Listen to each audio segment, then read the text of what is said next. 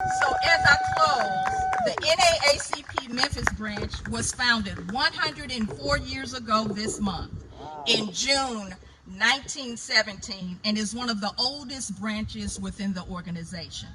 So in honor of the 104th anniversary of the NAACP Memphis branch, we're asking that you don't repeat the history of the yellow fever and give in to corporate interests. Don't vote in favor of corporate interests. Vote in favor of what is in the best interest of the will of the people. We want a unanimous vote from both bodies, all 13 votes. We don't want a majority 7. We want 13 votes. No one absent, no one traveling, no one running late. We want you to be on time, and we want the 13 votes. There you go. So, let us not repeat the history of almost 150 years ago. Let us not give in to corporate interests. Let us not repeat the mistake of our forefathers in 1879 by allowing corporate interests to supersede what is in the best interest of Memphis and its citizens. Thank you. Inaction is unacceptable. We must fight together. And this, I just want to remind you all, this is what we're fighting for. We're fighting for clean drinking water, We're fighting for clean water.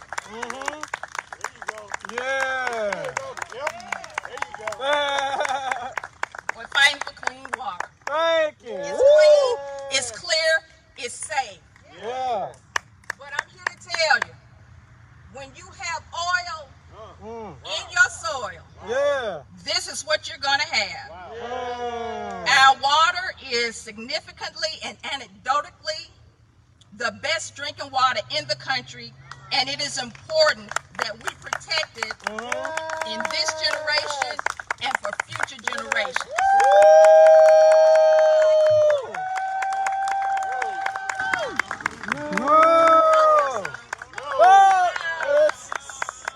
Once again, this is Pearl Walker with the Memphis chapter, NAACP, and SACE, Southern Alliance for Clean Energy. Thank you.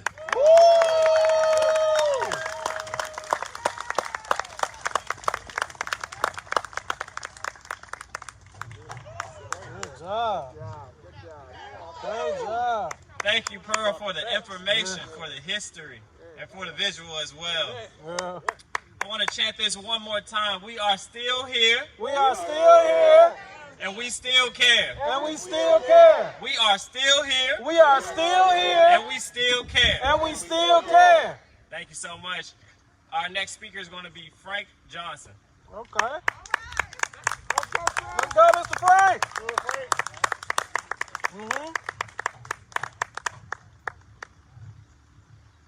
All right, they got us a little bit of shade today, so I spent all yesterday out in this wonderful hot sun. So, but how's everybody doing? I said, how's everybody doing? Not half of the people. We good. So I want to go back into a little bit of what Reverend Myers and Pearl just brought up when we talk about these corporate interests. So it seems like in America, we've been hearing a whole lot about rights and freedoms and all these, wonderful terms we love to throw around in this country.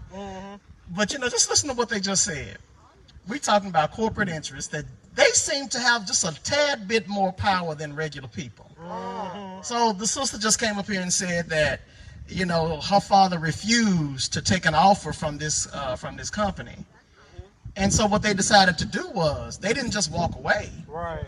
They decided, we're going to use the court system to force this elderly black man who has been on this property for 80 some odd years. We're going to use the laws supposedly set up to protect people. But we're going to use these laws, and we're going to use this bully pulpit to push him off of his land. Just think about that for a second. Think about that. That's what they did.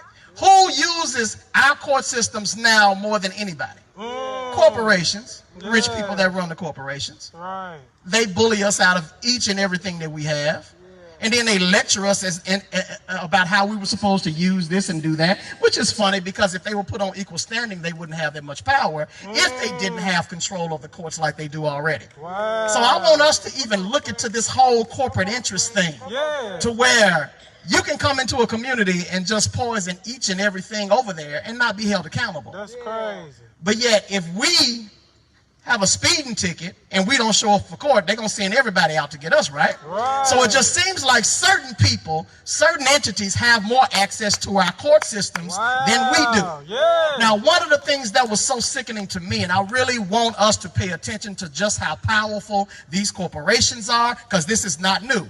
And then also, I want to go back to something that Pearl said when she brought up the yellow fever and how corporate interests were put in place and held up then versus people.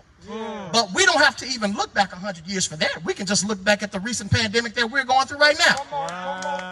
The whole reason why there was a push to go back to work so early last year was because corporate interests wanted what? Money. Because what they know and what we evidently don't know, they don't make profit if we don't work. Yeah. So they pushed us to go back to work last year because their corporate interests or their corporate profits were going down. Right.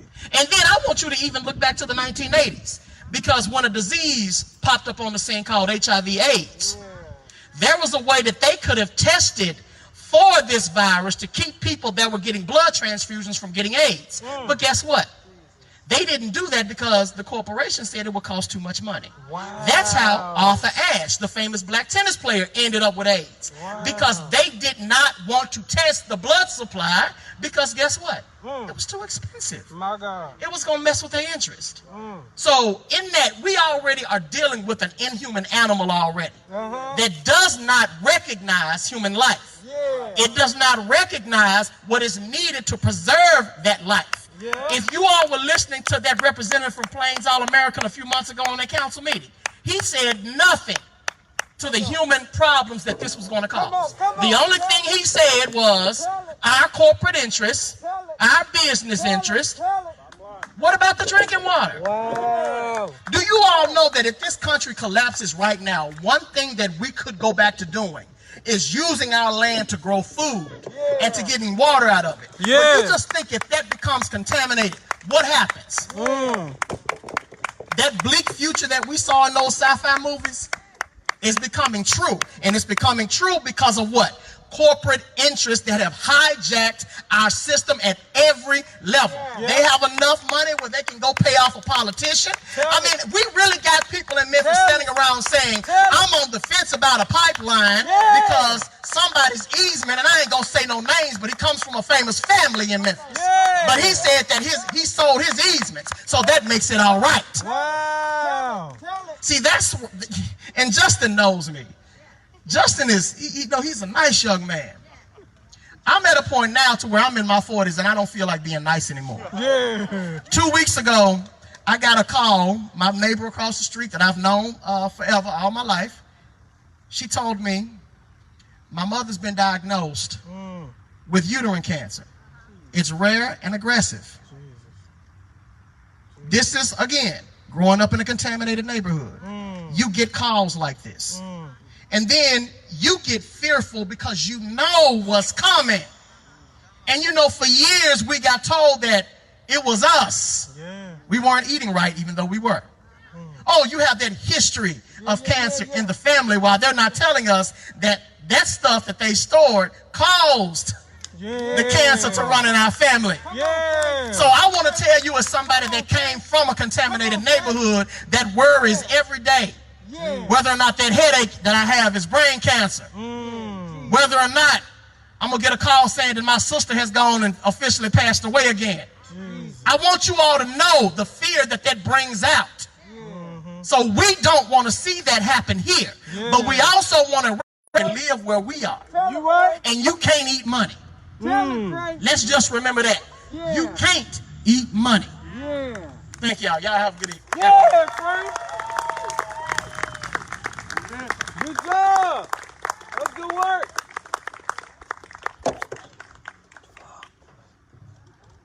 You can't eat money. And you can't beat people power. You can't eat money. You can't beat people power. So they might have a lot of money. Yeah. They might think they've got a lot of power. But you can't beat Memphis's people power. Yeah. You can't beat Memphis's people power. Yeah. You can't stop Memphis's people power.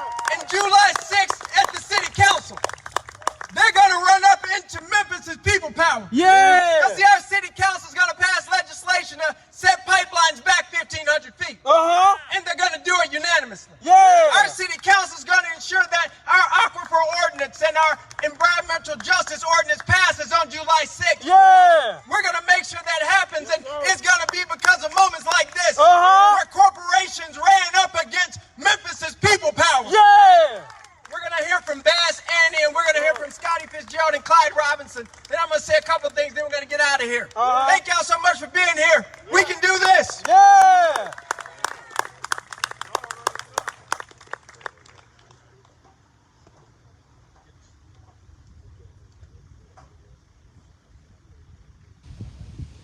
Good evening, ladies and gentlemen. How you doing? My name is Annie Rice. My company is Bass Annie LLC Incorporated. Deal in boat repairs, heavy fleet, automotive, and sometimes aviation. Okay. All right now. Yeah. I'm gonna get straight to the point. Yeah. Where I came from, he said you got to pay to play. Now, they want this? Would everybody like to have $1.5 million tax-free? That'll be nice. We could just pick up and move, right? Yeah.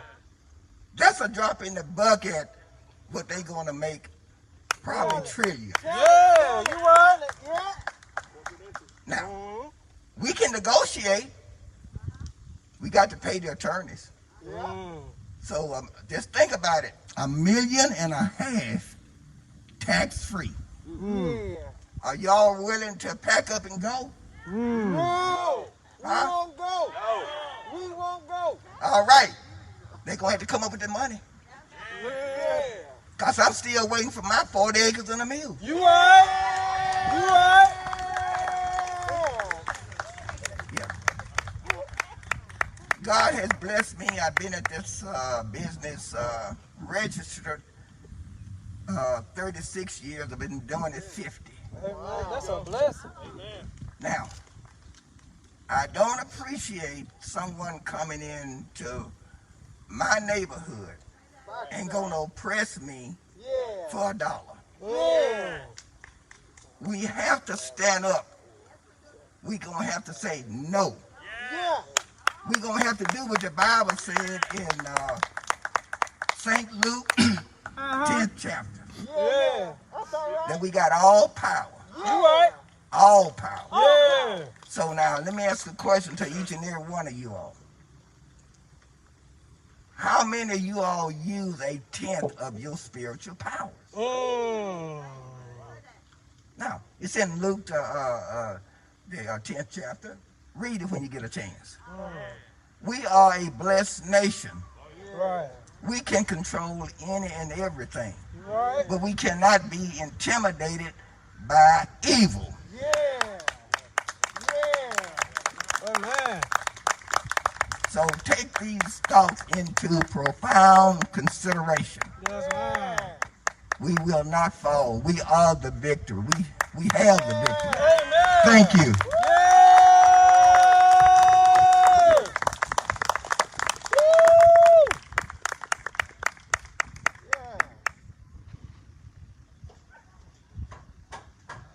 We have the victory. We have the victory. Thank you so much, the internationally known Bass Annie. Next, I will introduce one of my newest friends, one of my favorite people, Sarah Houston of Protect Our Aquifer. Sarah! Let's go, Sarah! Woo, woo, woo, woo, woo, woo!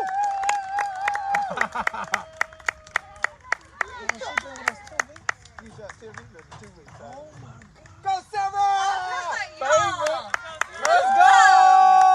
I'm like gassed up right now. I don't know about y'all. Let's go! Okay, y'all. Thank you so much for having me. Like you said, My name's Sarah Houston. I'm the new Executive Director of Protect Our Aquifer as of 2 weeks ago. So Brand new. warming up.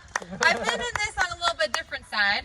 And I will say today I am very, very thankful to be joining this fight from this angle. Thank you very much. You know, people call me a water warrior. I call myself a water warrior. But all of you, Right. Yeah. you know, it did take 12 years, but we're not thinking that this is going to take us 12 years, but we know this is a long fight, and it's us against multi-billion-dollar corporations. Right. This right here, water warriors, we got to keep at it. We got to keep chipping away at it. So, you know, not only am I a water warrior, I'm a water nerd. So I got to talk to y'all a little bit about these ordinances and what they're really trying to do. Okay. Is there's an extra permit that any company that needs or is trying to do any kind of hazardous transmission underground, like a crude oil pipeline, has to get an extra permit. And that permit, you know, it's a little extra step for a company. They got people that can take care of that, okay? So this is what this is going to do. It allows for a public comment period, so we would all have a chance to voice our concerns and ask questions about this potential project. Okay. It actually gives MLTW the ability to confirm that this underground hazardous infrastructure does not go through a well field where our drinking water supply comes from. Okay. And that is one of the biggest glaring issues of Byhalia pipeline. It goes through the Davis well field where Southwest Memphis gets its drinking water from. Yeah. No, that's not okay. Right. So MLTW has to confirm. Right. They also will, the company, whoever the applicant is, will have to prove their insurance and their liability if and when an issue were to occur. We don't want their problems falling onto our utility and thus the ratepayers, us, the ones paying the water bills. We don't want to pay for oil in our soil. We want to make sure that the company is taking care of it, if they even get here. So that ordinance is going to go up for vote, final reading with the City Council July 6th, like Justin said. There's another ordinance, and it's the joint Shelby County City Ordinance. So this is everybody, all the elected officials have to vote on this one. And this one is this 1,500-foot setback, which means an oil pipeline cannot go near a school, cannot go near a church, and cannot go near parks like this beautiful piece of land right here. And now I know we all know we do not want our kids, we do not want our next generation of kids to be playing next to an undetected leak underground that has not been discovered but is releasing benzene, is releasing cancer-causing agents into our ground, into our water, and into our air. Come on, that's common sense. So that one, City Council's coming up, they'll be voting on that, and eventually County Commission will be voting on that one too. So we got to keep these emails, these letters, these phone calls coming. Tell your friends it didn't come today. Make sure that they're putting little bugs in all of our elected officials' ears because we are all standing on the right side of history. And we want our elected officials to join us. Come on over here. It's so nice. It's so nice over here. So, you know, we don't want them to say it. We want them to show it. And we're here. We're not going away. Keyshawn's going to keep us gassed up. So thanks everybody so much for having us today. Good job, Water's life. Yay! Great job, Sarah! Great job. Bro, 2 weeks. She the best. Do Ellen first. And then do Ellen. We're going to do Ellen. He gonna do Ellen first. Ellen gonna go. Woo! Wow, okay. So now we will have Ellen, a recent graduate of White Station High School. Okay. Woo! Go Ellen! It feels weird being up here because the speakers so far have been so amazing. Hey. I want to say that. Yeah! It's been like, I was recording these speeches research as I promised. Like I was like, I need to know this. So my name's Ellen Barnes. I just graduated, as you said, from White Station High, and I'm going to be an environmental major at UTK. Okay. Thank you so much. So I'm forgetting what I'm supposed to say. It's okay. Take your time. You got it. Yeah. I think one of the questions I'm supposed to answer is what I would say to the city council members. So I just took AP Research, which is a college level research class where I learned about environmental education. And one thing I learned specifically was that not only do you need knowledge that gives you a well-rounded perspective of a problem, but you also need to develop that emotional connection. So just because the council members can listen to the arguments, listen to the facts, that doesn't mean that they're going to get it. So I would challenge them to imagine a world with contaminated water. We saw kind of a little bit of this situation when we couldn't eat at restaurants for a couple days. Remember that? Yeah, so you can't drink contaminated water. And I know this specifically because I did some research about what happens when you put crude oil in water and what the effects are when you consume it. And basically, like, you can have brain problems, liver, lungs. Like, just imagine if you're living here specifically next to the oil refinery and you might already have asthma or other problems, I mean, just to add to that would be ridiculous. And so, yeah, just imagine that world.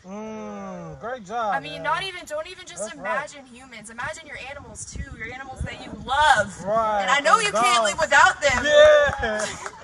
Just imagine, like, I have a 6-month-old puppy, and I just was really thinking about it, like, you know, she could, if she was drinking contaminated water, she'd go from this young, healthy little thing to sick, almost dead.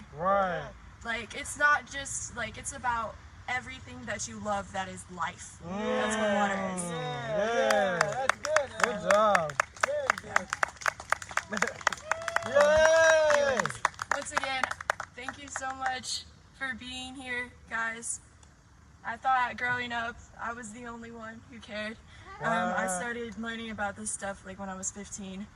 So it just didn't. Yeah, Justin, thank you so much. Thank you. Great job. I've been watching you. I know the research on environmental justice projects. You're doing great. You're doing great. This is how you win. Summary of the last chapter of the book. It was like, and this is how they win. They organize. Because the companies come into low-income black neighborhoods and decide that they can't organize. And so when they do, well, that's how you win. Let's go!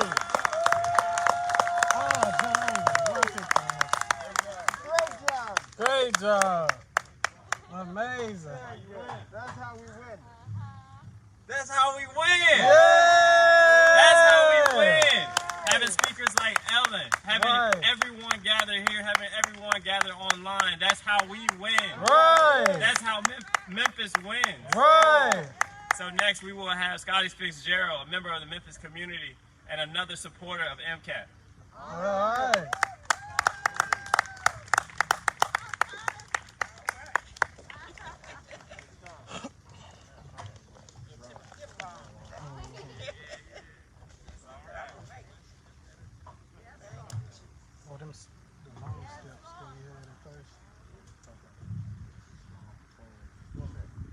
Good afternoon, everybody. Good afternoon.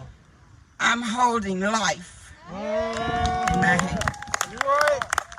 I think Ponce de Leon was looking for the fountain of youth. Everything is in your water. You right? You can go 3 days without eating. Can't go long without water. I've been watching the news talking about environmental. And I've been keeping my eyes on the animals too. And I was wondering why so many alligators and snakes are popping up. What's going on up under the ground? Why are we having so many tragedies? You know, natural disasters. I think that's what we call them. We keep tampering with Mother Nature. Tampering with stuff for $1. And after a while, it won't be anywhere to spend it. Oh my God. Playing God is not making anymore. Yeah. You can always get another pocketbook. You right. You can get some nice shoes and a Mercedes. Yeah. But land is here to stay, and this is God's plan. Yeah. Everybody has a portion if we're treated right. You right? Yeah. Yeah. When the Great Depression hit us, my mother was a girl. She said they didn't even feel the Depression. And they are in the 38109. Her mother and father had, they did gardens. That's what we were talking about. So she said we had food, but they had a mill down the street where they would grind up your corn, so you could get cornmeal. Yeah. This is history. Wow. In New York and places like that, they had soup lines. The concrete city. Yeah. We have land. Yeah. We have good elixir, Yeah. good water. And when we want one real bad, what we do? Run and get us one of these. Some of us got filters on our faucets, but we have access. We don't have to go out like they're doing in some parts of Africa and take our little cups and barrels and get dirty, nasty water with predators in it. Yeah. We have been blessed. We are blessed. And if we learn to appreciate what God has put here for us, then we can hold on to it. But when we take it so lightly, see, it's no way this park should be filled with people, because it's going to touch the people. And when the people start panicking, then they're going to want to know what's happening to me. Yeah. You're right. I read something where Memphis like gas and water, and I want to get this right. I don't want to tell a story on them. I read that there was some traces of arsenic in some of the water. And they didn't want to address it. So we're not getting everything. Now, there's some good information today. I learned some things. And I love information. But we need to stay abreast of this. The companies are dependent on us to fall apart. They believe that if we don't give it any more attention, that they can sneak in like they snuck in before. Let it die. Raise their gas prices. Put the man that they need to fix that bridge. Let's do a whole lot. Get it all out there in front. And nobody's going to pay attention to what we're doing in the background. Yeah, that's what they want.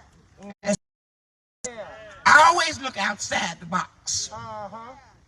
And every time something, as my mother used to say, look a gift horse in the mouth. $1 million is nothing to the billions they'll be making. Yeah, come on, tell it. Tell it. And this is what really moves me. Now, this one is the one that got me. Take me to court and sue me for my part. Right. He's personal. I've seen him do some stuff. He healed my body from cancer. I was in my 20s. How many get over ovarian cancer? I'm standing here looking at you, and I'll be 70 in a year. Yeah.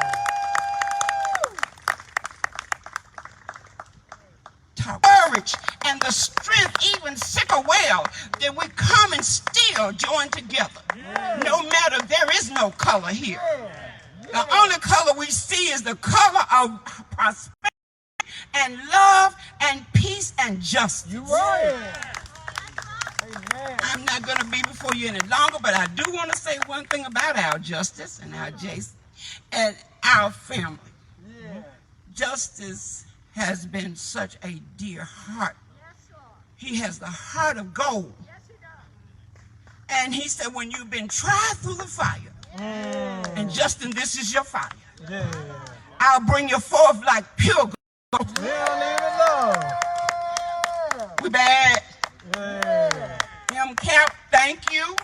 Thank you. Reporters, thank you. Uh-huh. Good Samaritans, thank you. Yeah. And those who care about other people, thank you Thanks. so very much. God bless you. God bless you.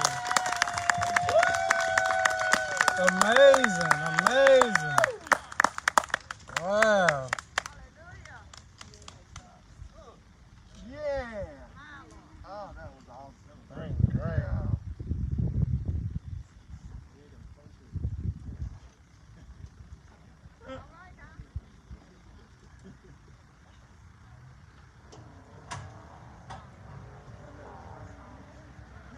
Good Samaritans. Good Samaritans, thank you. Good Samaritans, thank you for being here. Thank you for sticking with us. Next, we'll have a property owner, MCAP supporter, and a longtime Memphian, Clyde Robinson.